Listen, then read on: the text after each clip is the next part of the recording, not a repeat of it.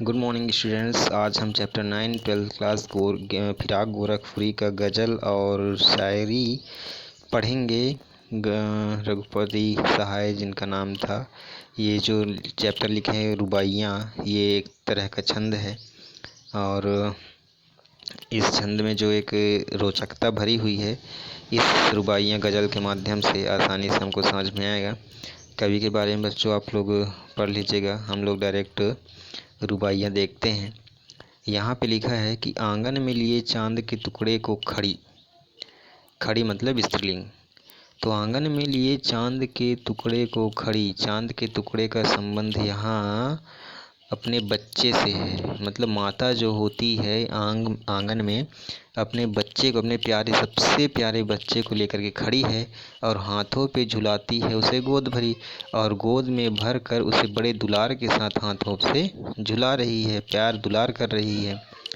रह रह के हवा में जो लौका देती है और थोड़ी थोड़ी समय के बाद वह हवा में ऐसे उछालती है बच्चों को कि गूंज उठती खिलखिलाने से बच्चों की हंसी। मतलब बच्चे जब जैसे माँ जो है उसको पकड़ करके ऐसे उछालती है हवा में, तो बच्चा अत्यधिक हंसी के कारण खिलखिलाने लगता है और इससे वहाँ का वातावरण जो है गुंजायमान हो जाता है। समझ में आया? आंगन में लिए चांद के टुकड़े को खड़ी, हाथों पे झुलाती है उसे गोद भरी, रह रह के हवा में जो लौका देती मतलब उछाल देना होता है, गूंज उठती है खिलखिलाते बच्चों की हंसी। अर्थात माँ जो है अपने प्यारे दुलारे बच्चे को आंगन में लेकर के खड़ी है, अत्यधिक प्यार के कारण उसको गोद में समेटे हुई है और कभी कभी झुला भी रही है, ऐसे पुचकार रही है। और थोड़ी थोड़ी टाइम समय के बाद वह उसको ऐसे हवा में उछालती है दुलारती दुलारती कि बच्चे को अचानक हंसी आ जाती है और उसको खिलखिलाहट से वहाँ का जो वातावरण होता है वह गुंजायमान हो जाता है। आगे देखेंगे, नहला के छलके छलके निर्मल जल से।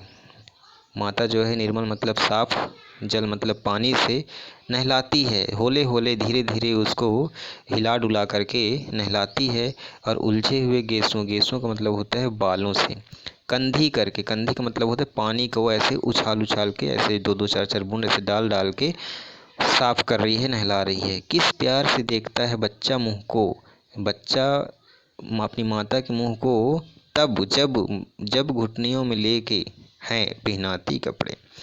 जब माता बड़े प्यार से घुटना मोड़कर, बच्चों की बच्चा छोटा है तो माँ अपने घुटने के सहारे खड़े होती है और बच्चे को कपड़ा जब पहनाती है तो बच्चा अपने माँ के मुख को, प्यारी मुख को इतना प्यार से देखता है कि माँ एकदम प्रसन्न हो जाती है।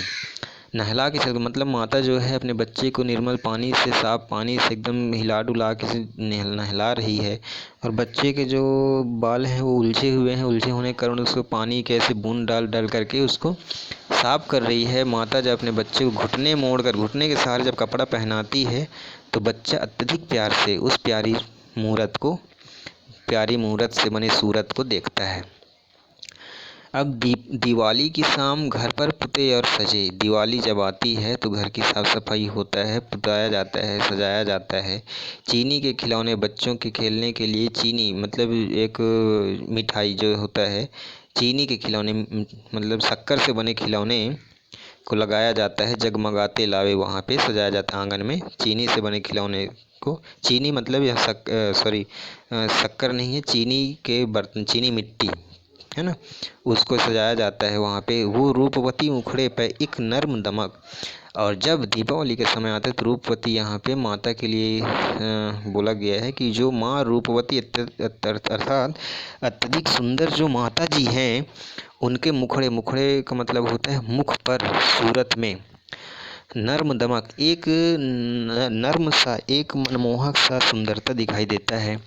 और बच्चे के घरौंदे में जलाती है दिया। जो माँ बच्चे के घरौंदे मतलब बच्चे का जो घर होता है, छोटे बच्चे एक खेलते हैं तो अपना घर बनाए रहते हैं, किसी टेबल के नीचे, बेड के नीचे, ऐसे घर बनाए रहते हैं। तो माता भी इस चीज़ को समझती है और जैसे माता हर जगह आंगन में चीनी का दिया जलाती है, बच्चे के उस घरौंदे पर भी, घर में भी दिया जला रही हैं।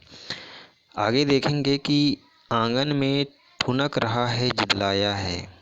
आंगन में ठुनक रहा है जिदलाया है, बालक हो तो हई चाँद पे लजाया है। अब यहाँ पे क्या होता है कि बच्चा जो है आंगन में ठुनक रहा है, मतलब ठुमक ठुमक चलत रामचंद्र, वैसे ही है, मतलब ठुमक ठुमक करके अपने हल्के पाँव से उठा उठा करके चल रहा है। और जिदलाया है, जिदियाया है का मतलब जिद कर रहा है। किस बात का जिद कर रहा है कि बालक तो है ही चाँद पे ललचाए। बालक है वो तो चूंकि छोटा है, बालक है, और बालक की हट जानते ही हो, तो बालक जो है ऊपर आसमान में चाँद को देख करके उस पे ललचा जाता है। उसको लगता है कि खिलौना है और मैं इसको लूँगा, ऐसे अपनी माता से जिद करने लगता है।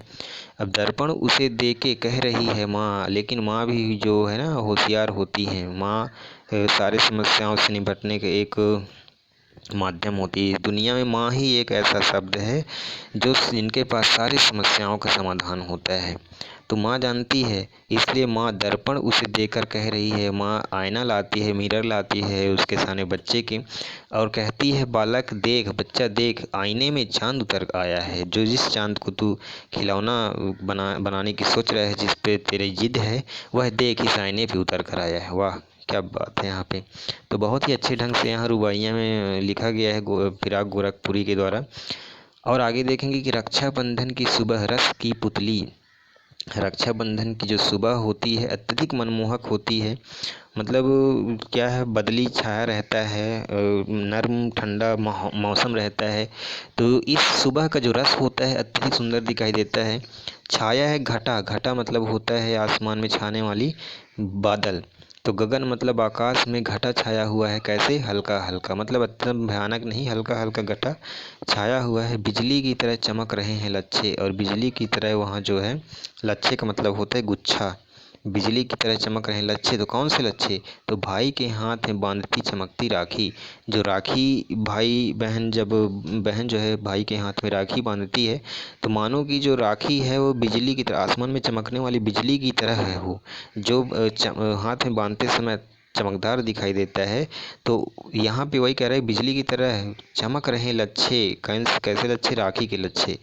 बहन जब अपने भाई को राखी बांधती है तो ऐसा लगता है जैसे कि राखी कलाई में बिजली की तरह चमक रही है, जब बहन अपने भाई को राखी बांधती है। तो इस तरह से यह रुबाइयाँ हैं। तो आज हम रुबाइयाँ पढ़ लिए, कल इसके आगे पढ़ेंगे। तो आप जो नोट्स बना रहे हैं उससे भी आपको समझने में आसान होगा।